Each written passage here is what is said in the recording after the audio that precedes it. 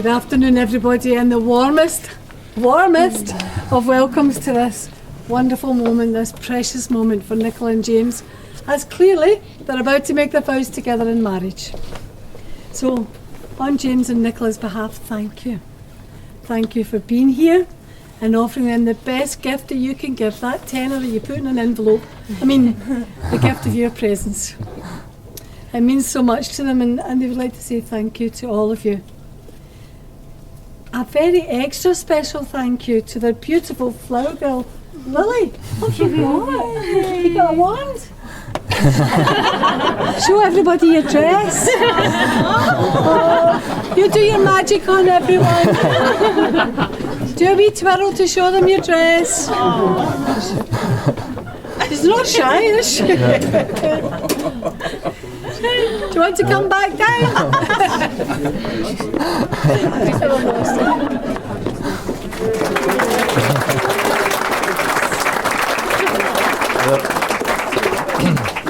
Keep that strength and that determination in the world, please do.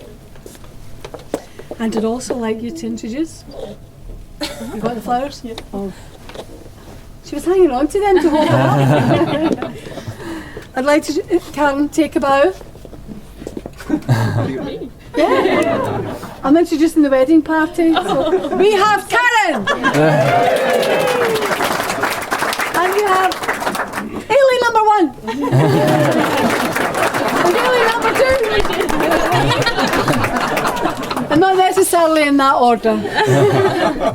And we best man Andrew.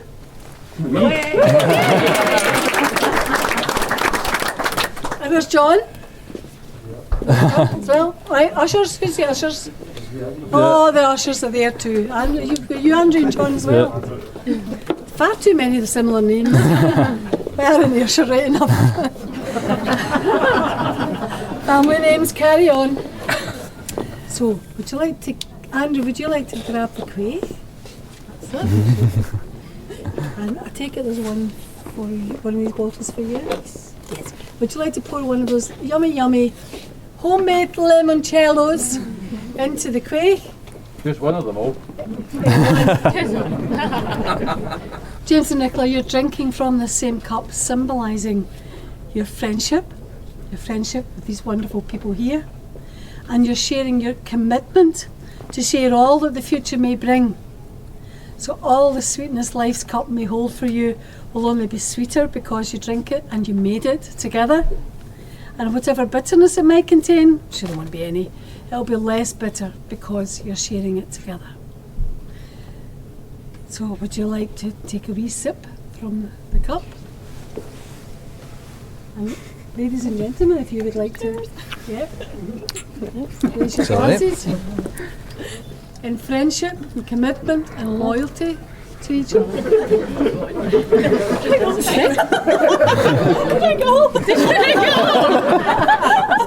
Did you enjoy that, Andrew? Would you like some more before the... That's fine. You can finish yours. It's a lovely gesture and a lovely symbol. That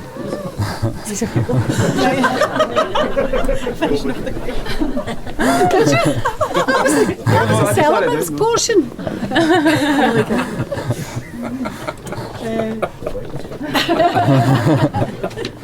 Watch, that's not a real window. Now that you're fortified, I can talk about your love for each other and your marriage and a wee bit about your story and why you've chosen this kind of celebrate people humanist ceremony. And they said, James and Nicola said that they wanted their wedding to be all about, why don't you do a wee juggle about so the photographer can see you and face up to people.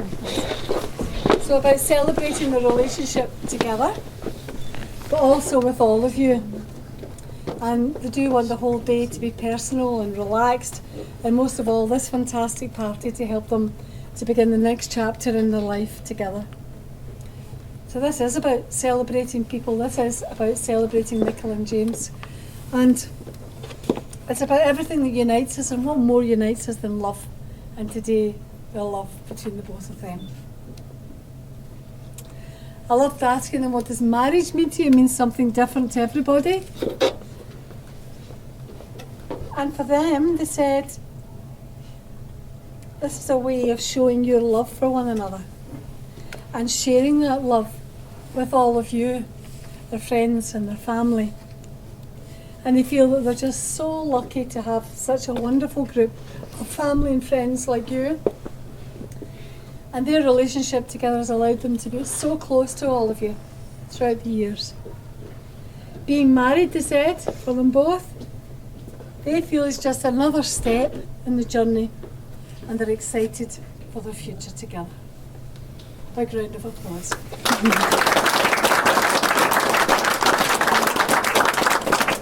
So Hazel, it is your moment. Oh, I take you by surprise there.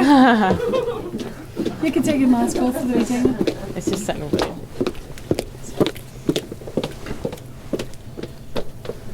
I send my couples about 500 different poems, and this is the one that they chose. You've got to read the title first. Yeah, Nicola, I felt like he was missing something, so I That's like my it. dad.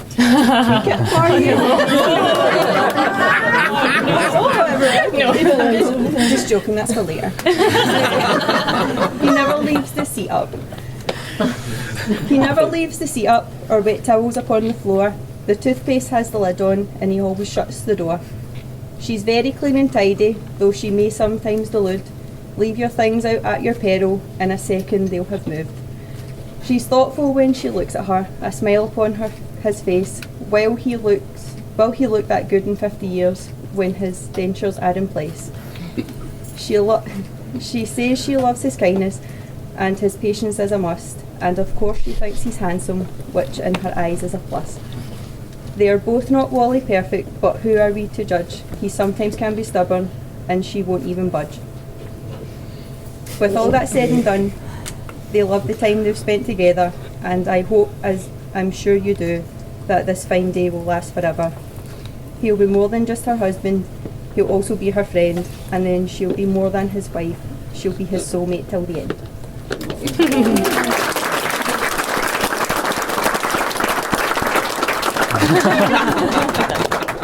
Thank you, Hazel.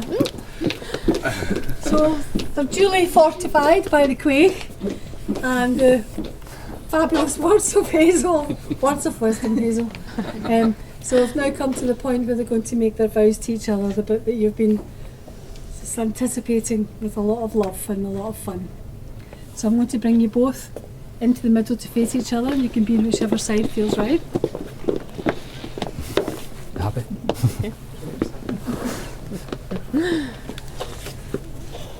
So they're going to exchange their vows in that old way of hand fasting. So that expression, to tie the knot, that's what you're going to see now. If you managed to stay awake during Braveheart, you would have seen them do that near the beginning of the film when the Scots couldn't do anything legal, so they went back to the old Celtic ways. Some historians, like Sir Walter Scott, said it was a way of testing the bride's fertility in the old days, and then if after a year and a day she'd managed to get pregnant, they would then jump over the broom and enter into domesticity together. But for you two, this is for life, and this is your tying of the knot.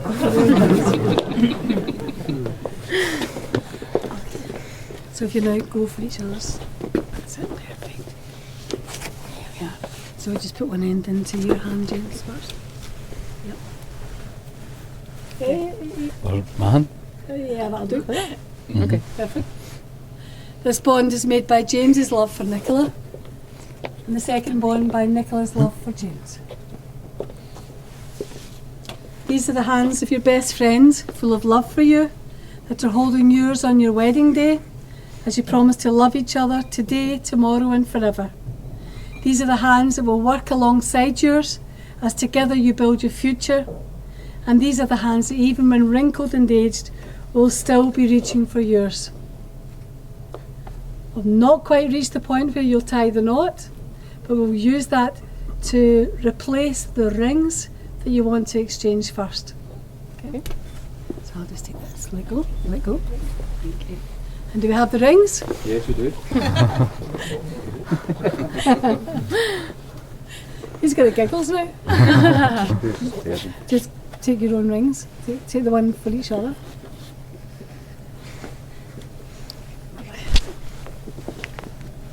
Perfect. You've confirmed you want to show them to everyone? James and Nicola have confirmed that for them their wedding rings are a symbol of their commitment to one another, their strength as a couple, and a reminder of the vows that you're exchanging today. So James, if you'll take Nicola's left hand in yours, boys are just ready, and say after me. I, James, accept you, Nicola, in marriage as my wife. I promise to be by your side and love and respect you always. I give you this ring as a reminder of how much I love you every day. Place the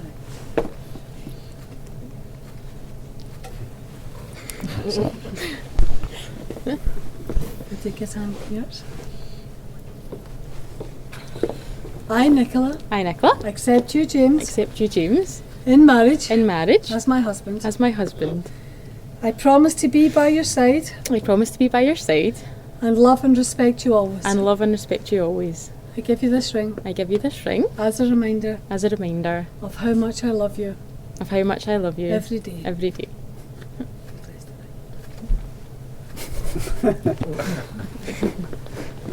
And then it only remains for me to say the best words in the world right now, and that is, James and Nicola, you're married and you're husband and wife. And you may kiss.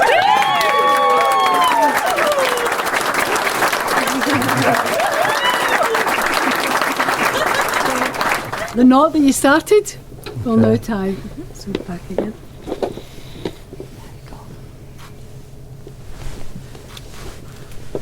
Again, the first bond is made by James' love for Nicola, and the second bond by Nicola's love for James. That looks good. Yeah. Well, Oh no, it's not. no. One more twirl. Oh no, you take that one. No, take this one. Aye. Aye, that's it. I hope so. Yeah. Yay!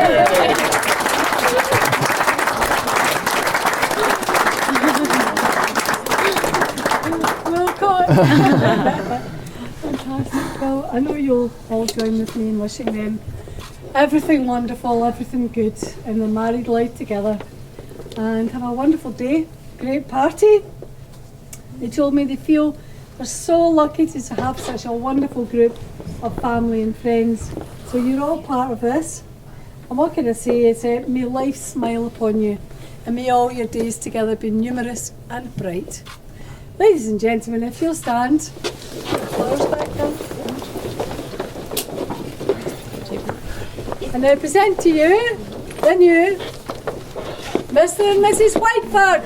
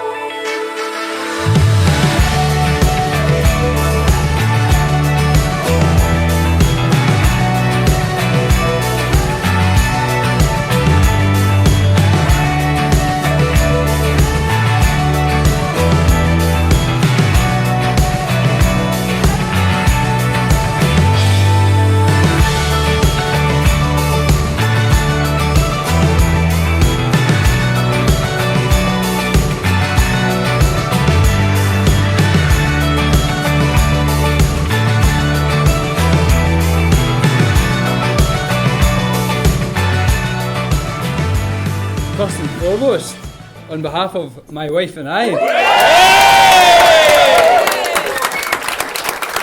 we would just like to thank you all for being with us today. I can't imagine a better way to start married life than be surrounded with all our favourite people. Nicola.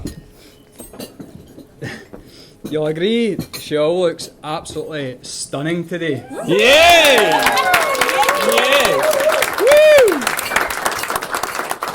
We are only 1 year, 1 month and 1 day, is that right? Late. But we finally got here and I can now call you my wife.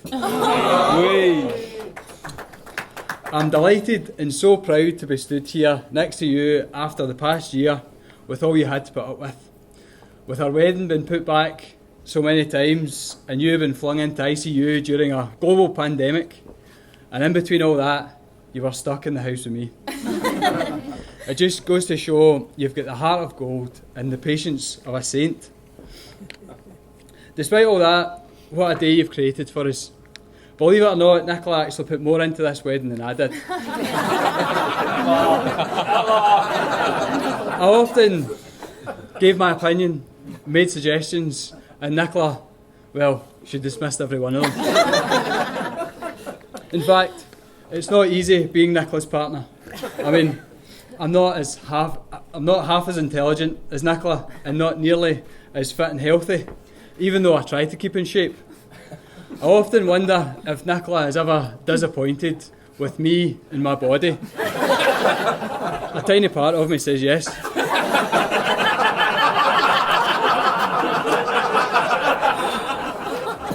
Karen, sister Ailey Murray, you all look amazing today. And Karen, I can now call you my sister-in-law. Now, every groom needs a best man. Someone you can rely on, someone who's organised and can take charge to make the day run smoothly. A person who's serious and responsible. So I'm still searching for this person, but right now I've got Andy. I've known Andy a few years now, so we have a few stories to tell. And Andy's not one for letting the truth get in the way of a good story. In fact, the last time that Andy and I were in front of an audience, Andy was sat in my lap, I had my hand up his back. I was the ventriloquist, he was the puppet. Even with a script, it was a mystery what Andy was going to say. So you can imagine how nervous I am today. Andy, you are the best man. Keep doing what you're doing. Cheers. Cheers. Cheers. Cheers. And with that, I'm going to thank you all for today, and it's been great, and that's me. Good afternoon, ladies and gentlemen. My name is Andrew, but I'm also known as the skipper. And I was very honoured when James asked me to serve as his best man today. But my delight soon faded when I realised he'd already asked half of Ayrshire before me. They say that third time's a charm, but here we are on the fourth wedding day, and thankfully there have been no disasters, at least not yet. On that note, let's just hope that James and Nicola's romantic wedding night won't be spoiled by me the same way I have often managed to do so in the past.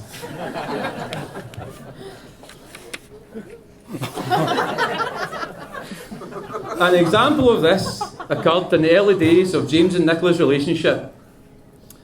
At that time, James was a massive fan of the karaoke, and before one of his many karaoke sessions, I said to Nicola, "Have you slept with James yet?" And she said, oh no.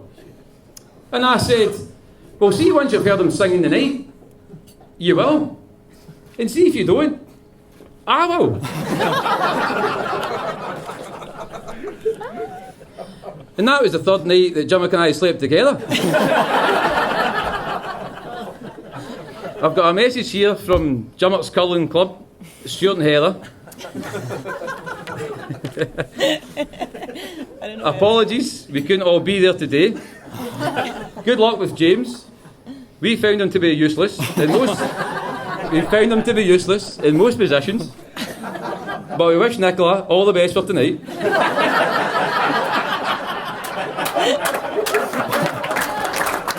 I'm sure you all agree that the bridesmaids look lovely today.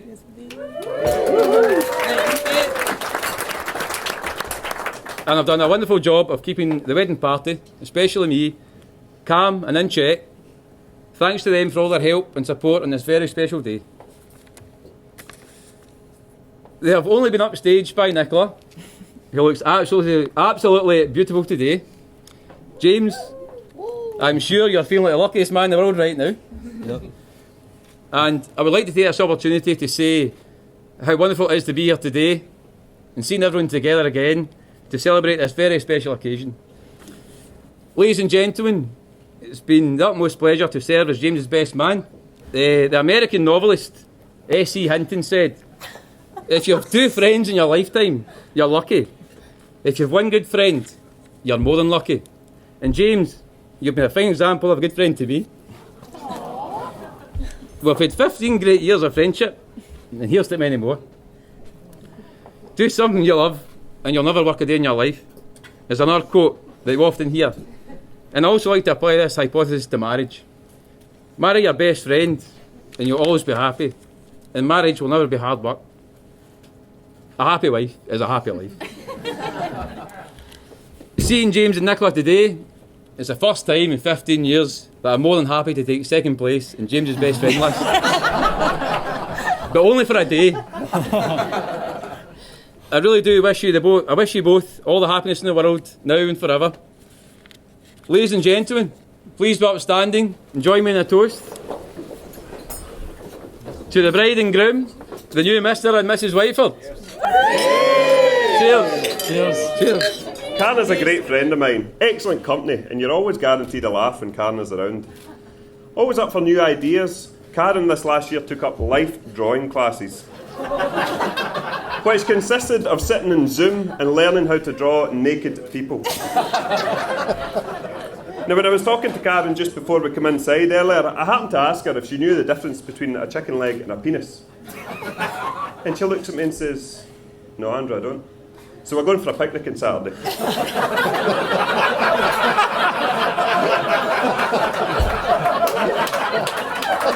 I'm still to ask her if she'd bring her drawing pad. Now, Karen, as we all know, can have her slight ditzy moments. One day not so long ago, she was driving back from Glasgow back to the farm at Farewells to visit her family. And a couple of cars were flashing their lights as she was driving down the M77. Totally oblivious, Karen thinks, "I think there is something wrong with my car, but I'll just keep driving." She just turns the radio up to get rid of any noise and just keeps driving. Anyway, another car gets closer and closer, and I think Karen worked out that the car was saying, "You've got a flat tyre." So she pulls over into the next lay-by, and she gets out and she has a look at the tyre, and she thinks, "I don't know what's wrong with that, I'll phone Mum." So she phones Kate at home and says, "Mum, I've been pulled over here. I think somebody says I've got a flat tyre. But it's only flat at the bottom, so I think I'll be alright." With that said, a more dedicated, ambitious and caring person you would never meet, which was recently acknowledged when Karen was awarded a Queen's Nurse.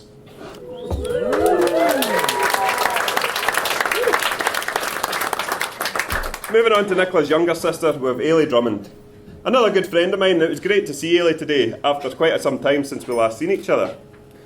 Now, Ailey was telling me just before we come inside that she's taken up this new hobby of bathing in milk. The milkman arrives at the door one morning and says, "Just your usual?" And she says, No, I've been reading this magazine." He says, "All right. And what's the story here?" He says, "Well, I need to take a bath in milk." "Right. And how much are you going to need?" "Well, I need a bath full." And so the milkman gets in and sees the bath. "Well, that's quite a lot." So he's walking back out and he says, "Would you like it pasteurised?" He says, "No, just up to my shoulders is fine, thanks." Now, I've known Ailey very, very well for a long time now. Well enough that I could go on and on and on about tales of Ailey's years all night. So I will. Now, many of you'll know that Ailey really isn't one for attention. I've been in the spotlight or awkward situations. In fact, she's well known to all her friends for grabbing her scarf or the nearest cushion. For grabbing her scarf or the nearest cushion to get out of an awkward situation. However, tonight she doesn't have that option. So if I could just get everybody in the room's attention, could you all just stare at Ailey for the next 10 minutes? If everybody could just put your eyes on Ailey and just let her embrace being in the spotlight. I think we'll do this for 10 seconds.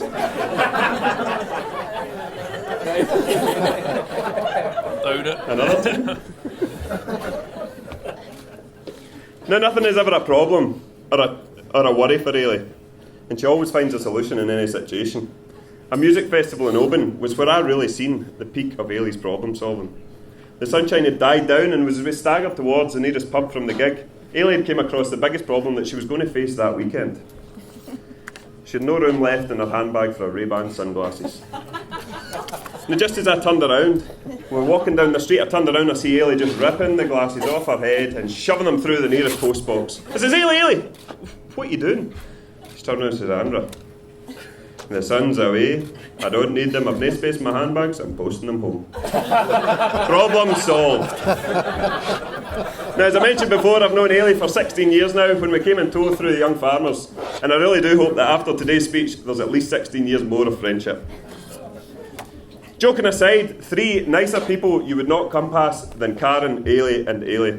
They're fantastic pals of mine, and I'm sure as they are of many of us in this room. On behalf of James and Nicola, I want to thank you all for the support and help that you've provided them in the lead up today. You've kept Nicola cool, calm and collected, which has allowed James to watch his John Deere tractors and his iPad in peace. Ladies and gentlemen, if you are able, please be upstanding and join with me in a toast to the bridesmaids. Cheers.